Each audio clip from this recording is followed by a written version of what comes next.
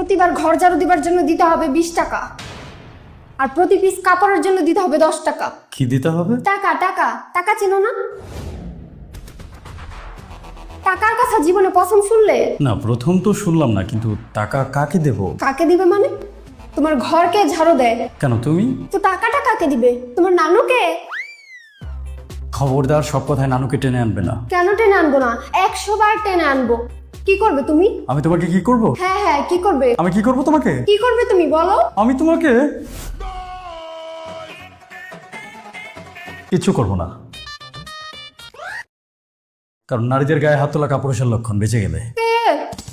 এসেছে আমার সুপুরুষ, আমার টাকা দাও। আর কি আশ্চর্য, কিসের টাকা দেবো? এক কথা আমি আর কতবার বলবো? তুমি কি কানে কম শোনো? আগে তো আমি কানে কম শুনতাম না, ইদানিং তোমার চিৎকার চেঁচামেচি শুনে সম্ভবত কানে একটু কমই শুনছি। আমার সাথে একদমই ফালতু কথা বলবে না। আমার টাকা দাও, তা না হলে তোমার বাসার সমস্ত কাজ ফেলে আমি চলে যাব। তুমি কোথায় যাবে? আমি কোথায় যাব সেটা কি তোমাকে বলে যেতে হবে? একদম কাজের লোক পেয়ে বসেছে আমাকে, তাই না? সব কাজ ফ্রি ফ্রি করে দেই তো, এর জন্য আমার মাথায় উঠে বসেছো। নিজেকে দেখেছো? তোমার মাথায় আমি কখন উঠলাম? আমি তোমার মাথায় উঠলে তোমার ঘাড় ভেঙে যাবে। তুমি কিন্তু এখন ঝাড়ুর বাড়ি খাবে। আর না, ঠিক আছে, আমি যাচ্ছি। তাই যাচ্ছ কোথায়? আমার কথা শুনে যাও। ঠিক আছে, বলো, শুনছি। প্রতিবার রান্নার জন্য আমাকে দিতে হবে 100 টাকা। 100 টাকা? হ্যাঁ, শুধু রান্নার জন্য? 100 টাকা। খুবই ভালো একটা প্রস্তাব তুমি দিয়েছো। তোমারও তো টাকার প্রয়োজন আছে, তো ব্যাপারটা কি শুধু মুখে মুখেই থাকবে? মুখে মুখে থাকলে তো তুমি একসময় ভুলে যাবে, তখন আবার টাকাটা তুমি পাবে না। আমি বলি কি, হিসেবটা আমি কোনো একটা খাতায় লিখে রাখি। খাতায় লিখে রাখবে মানে? লিখতে লিখতে ধরো একসময় অনেক টাকা তোমার জমা হয়ে যাবে। বছর 30 পর একসাথে অনেকগুলো টাকা তুমি আমার কাছ থেকে নিতে পারবে। তখন কিন্তু তুমি আমার চেয়ে ধনী হয়ে যাবে, কি বলো? আমাকে ঠকানোর প্ল্যান করছো, তাই না? না মানে, হিসেবটা যদি খাতায় ঠিকঠাক মতো না লেখা থাকে, ঘরের এত কাজ, পরবর্তীতে হিসাবে গোলমেল লেগে যাবে না? তখন তো টাকাটা তুমি আবার ঠিকঠাক মতো পাবে না। তোমার ভালোর জন্যই বলছিলাম। লেখা শুরু করব? তোমাকে আমি হারে হারে চিনি। প্রতিদিনের কাজের টাকা প্রতিদিন দিতে হবে। ও বলো কি, তাই নাকি? মাস চুক্তিতেও দেয়া যাবে না? না না, মাসের ধার আমি ধারি না, দিনের টাকা দিনে দিতে হবে। বাজারটা শেষ করে আসি, তারপর তোমার সাথে এই বিষয়ে কথা বলবো। তুমি কি মনে করেছো আমি তোমার সাথে মশকরা করছি? তুমি করছো না? আমার শেষ কথা শুনে রাখো, তুমি যদি আমাকে আমার কাজের টাকা না দাও, আমি কিন্তু এ বাসার আর একটা কাজও করব না।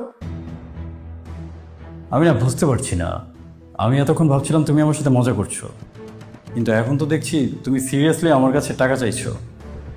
তুমি এখন ঝাড়ু দেওয়ার জন্য, কাপড় কাচার জন্য, রান্না করার জন্য আমার কাছ থেকে টাকা নেবে?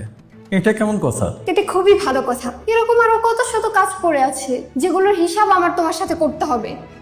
সমস্ত কাজের লিস্ট আমি বানাচ্ছি, আমার দিনের টাকা দিনেই বুঝিয়ে দিতে হবে। লন্ড্রিতে গিয়ে একটা শার্ট ইস্ত্রি করলে তাকেও টাকা দিতে হয়, আর আমাকে টাকা দিবে না? একটা করে বড়টা। বাইরে গিয়ে কয় টাকা করে কিনা খাও, আর আমি যে বানিয়ে দেই আমাকে কয় টাকা দাও? তুমি বাইরের মানুষের সাথে নিজের তুলনা করছো কেন?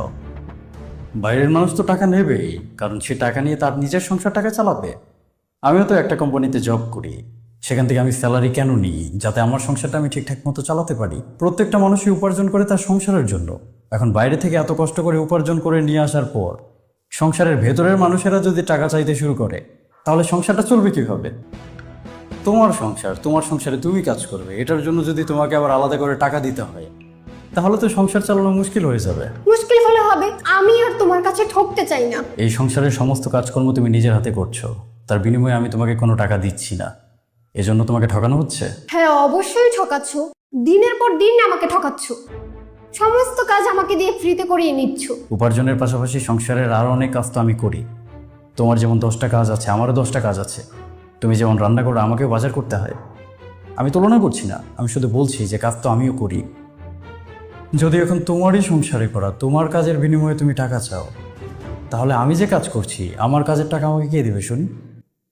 তুমি শুধু তোমার হিসেবটাই জানো, আমার হিসেবটা করার প্রয়োজন বোধ করছো না। এটা কি এক ধরনের স্বার্থপরতা হয়ে গেল না? তোমার কম্পিউটার শেখার ইচ্ছা ছিল, আমি তোমাকে শেখার ব্যবস্থা করে দিয়েছি। আমি আমার সারা জীবনের সমস্ত উপার্জন দিয়ে তোমার জন্য একটা বুটিক শপ চালু করার ব্যবস্থা করছি। সেটা আমি না করলেও পারতাম।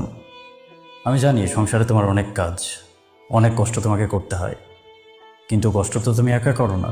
সকালবেলা যখন আমাদের নাস্তা বানানোর জন্য তোমাকে ঘুম থেকে উঠতে হয়, তখন কিন্তু আমাকেও ঘুম থেকে উঠতে হয় অফিসে যাওয়ার জন্য।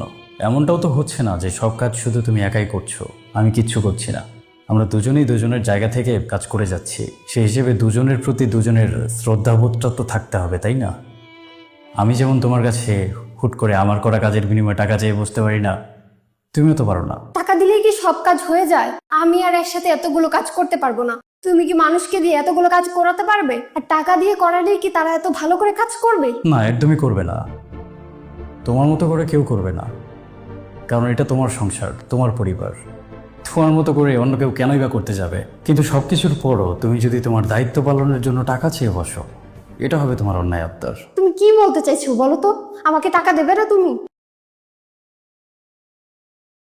ঠিক আছে, তুমি যেহেতু এত করে বলছো, আমি তোমার করা কাজের বিনিময়ে তোমাকে পারিশ্রমিক দেব। তুমি যতটা চেয়েছো ততটাই দেব, কিন্তু তার বিনিময়ে এখন থেকে তোমার নিজের ভরণ পোষণ তোমার নিজেকেই করতে হবে। কি করতে হবে?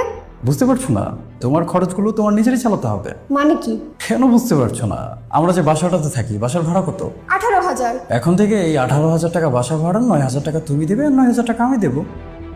আর আমাদের বাজার খরচ প্রতি মাসে কত টাকা আসে? ধরো আনুমানিক 15,000 টাকা। ওখান থেকে 7,500 তোমার, 7,500 আমার।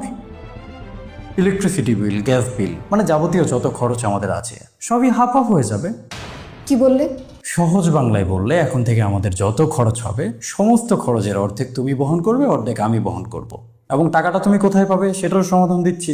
তুমি যে বাসায় এত কাজ করো সেটার বিনিময়ে আমি তোমাকে টাকা দেবো। ছি ছি ছি ছি, তোমার মন মানসিকতা এতটাই নিচু? ছি করছো কেন? এখন তো আমরা দুজনেই স্বাবলম্বী। আমি বাইরে থেকে উপার্জন করে নিয়ে আসি, তুমি বাসায় বসেই উপার্জন করো। তাহলে দুজনের খরচ দুজন চালাতে সমস্যাটা কোথায়? আর এমনটাও তো না যে আমি তোমাকে কোনো টাকা পয়সা দিচ্ছি না, বাইরে থেকে টাকা পয়সা এনে তোমাকে চালাতে বলছি। আমি তো তোমার কাজের বিনিময়ে তোমাকে টাকা পয়সা দেবো। আর স্বাবলম্বী হওয়ার পরও তুমি যদি আমার টাকায় চলো, এটা তোমার জন্য একটা লজ্জাজনক ব্যাপার না? একটা আত্মসম্মানের ব্যাপার তো আছে নাকি? তোমার তো আত্মসম্মান আছে, নেই বলো? তারপরে যদি তুমি টেনশনে পড়ে যাও, তোমার টেনশন আমি দূর করছি। ধরো প্রত্যেক মাসে আমাদের প্রায় 60,000 টাকার মতো খরচ আসে। এখান থেকে 30,000 আমি দেবো, 30,000 তুমি দেবে। কিন্তু তোমার ওই যে ঝাড়ু দেওয়ার 20 টাকা, কাপড়ের 10 টাকা, রান্নার 100 টাকা মিলিয়ে যদি তুমি মাসে 30,000 টাকা উপার্জন না করতে পারো, সমস্যা নেই, 2-3 হাজার যদি কম থাকে সেটা আমি দিয়ে দেবো। হাজব্যান্ড হিসাবে আমি তো এতটুকু করতেই পারি, কি বলো? আমি কখনো কল্পনা করিনি তুমি আমাকে এই ধরনের কথাবার্তা বলবে। আমার ভরণ পোষণের জন্য আমি কেন টাকা দিতে যাব? তুমি তো আমার দায়িত্ব নিয়েছো। একই সাথে দায়িত্ব এবং টাকা পয়সাকে দাঁড় করানোর কোনো সুযোগ নেই। যদি দায়িত্বের কথা বলো, তাহলে দায়িত্ব যেমন আমার আছে তেমন দায়িত্ব তোমারও আছে। আর যদি টাকা পয়সার প্রসঙ্গে যাও, তাহলে আমিও টাকা পয়সার প্রসঙ্গে যাব। দায়িত্বটা কিন্তু আমি একা নিইনি, তোমারও দায়িত্ব রয়েছে। আর সেই দায়িত্ব আমার থেকে মোটেও কম না। আমাদের সমাজে একটা ভুল ধারণা রয়েছে যে ছেলেটা মেয়ের দায়িত্ব নিচ্ছে। আসলে কি তাই? মেয়েটা কি ছেলের দায়িত্ব নিচ্ছে না? যেই দিন থেকে আমরা একে অপরের প্রতি প্রতিজ্ঞাবদ্ধ হয়েছি, সেই দিন থেকে জীবনের বাকিটা সময় অবধি আমরা তো একে অপরের জন্য দায়িত্ব পালন করেই যাব। আমাদের খারাপ সময়ে কে পাশে থাকবে? তোমার পাশে আমি আর আমার পাশে তুমি। তাহলে কে কার দায়িত্ব নিচ্ছে? দুজনই তো দুজনের দায়িত্ব নিচ্ছি। এখন সেই দায়িত্বকে দায়িত্ব না মনে করে তুমি যদি টাকা চেয়ে বসো, তাহলে তো আমারও তোমার কাছে অনেক কিছুই চাইতে হবে, তাই না? আর সবার উপরে যদি টাকা পয়সার হিসেবটাই থাকে, তাহলে আমার জীবনের সমস্ত উপার্জন দিয়ে তোমার জন্য বুটিক শপটা কেন করছি? আমি আমার নিজের জন্য কিছু করতে পারতাম। ঠিক আছে, তোমার আমাকে টাকা দিতে হবে না। না না, এখন এটা বলে তো তুমি পার পাবে না। হয় তোমাকে তোমার নিজের ভুল স্বীকার করতে হবে, আর তা না হলে তোমার ভরণ পোষণ এখন থেকে তোমাকেই চালাতে হবে। কি ভুল স্বীকার করবো আমি? ক্ষমা চাইতে বলছো? আমি তোমাকে ক্ষমা চাইতে বলছি না, আমি চাচ্ছি তুমি শুধু এতটুকু রিয়েলাইজ করো যে আমি যদি তোমার কাজের বিনিময়ে তোমাকে টাকা দিই, তাহলে তুমি আর এই বাড়ির বউ হয়ে থাকবে না, তুমি হয়ে যাবে এই বাড়ির কাজের লোক। তুমি সারাদিন এতগুলো কাজ করো, সেটার হিসেব রাখো। বিনিময়ে আমাকে কতগুলো বকাছকা করো, সেটার হিসেব কি রাখো? কাজের লোক তো আর আমার সাথে এভাবে কথা বলবে না। আর টাকা দিয়ে যদি কাজ করাতে হতো, তাহলে কোনো পুরুষই তার স্ত্রীকে দিয়ে কাজ করাতো না। বাসার 10 ধরনের কাজের জন্য 10 ধরনের লোককে ভাড়া করে নিয়ে আসতো, টাকা দিয়ে তাদেরকে দিয়ে কাজ করিয়ে দিন শেষে বিদায় করে দিত। বিনিময়ে অন্তত বউয়েরা তো বকাঝকা তো তাদের আর শুনতে হতো না। এই যে তোমার কোনো একটা আবদার পূরণ না হলে তুমি কাজ করা বন্ধ করে বসে থাকো, বাইরে থেকে কাজের লোক নিয়ে আসলে কি সেটা হবে? তার কোনো আবদার কি আমাকে পূরণ করতে হবে না? তাকে টাকা দিব, সে কাজ করবে। এই যে এখন সব কাজ তুমি করো, তোমার সাথে আমার মতামতের যদি মিল না হয়, আমার বিপদ হয়ে যায়, তুমি রান্না বন্ধ করে দাও। কিন্তু বাইরে থেকে যদি লোক নিয়ে এসে রান্না করাই, আমার কি এই সমস্যাটা হবে? হবে না। প্রতিদিন তুমি এই বাসার এত এত কাজ করো, আর আমি এই বাসার প্রত্যেকটা মানুষের জন্য উপার্জন করি। কেন করি জানো? আমরা দুজনেই এই কাজগুলো করি কারণ আমরা দুজনেই এই কাজগুলো করার দায়িত্ব নিয়েছি। আচ্ছা ঠিক আছে, ভুল হয়েছে। আর বাকিটুকু, আর বাকি কি? বাকি ছোট্ট আরেকটা কথা আছে যেটা তুমি এখনো বলনি। ঠিক আছে, ক্ষমা করে দাও। আর এসব বলবো না। আর না না, ঠিক আছে, ক্ষমা চাইতে হবে না। নিজে চাইতে বললা, আবার বলছে চাইতে হবে না। তোমার যদি এমনি কোনো প্রয়োজনে টাকার দরকার হয়, তুমি তো আমাকে সরাসরি বললেও পারতে। এমনি এমনি চাইলেও তো আমি তোমাকে টাকা দিতাম, তাই না? ঘর ঝাড়ু আর কাপড় ধোয়ার হিসাব তো আর করতে হতো না। টাকা লাগবে? হ্যাঁ লাগবে। কি করবা টাকা দিয়ে? আমার বান্ধবী খুব বিপদে পড়েছে, ওকে কিছু টাকা দিতে হবে। সেটা তো আমাকে সরাসরি বললেও পারতে। কত টাকা লাগবে? একটু পরে আমি তোমার বান্ধবীকে পাঠিয়ে দিব, ওকে বলে দাও। আচ্ছা ঠিক আছে। আর কখনো এরকম উল্টাপাল্টা কথা বলবে? না না, আর কখনো বলবো না। এই যে কানে ধরেছি।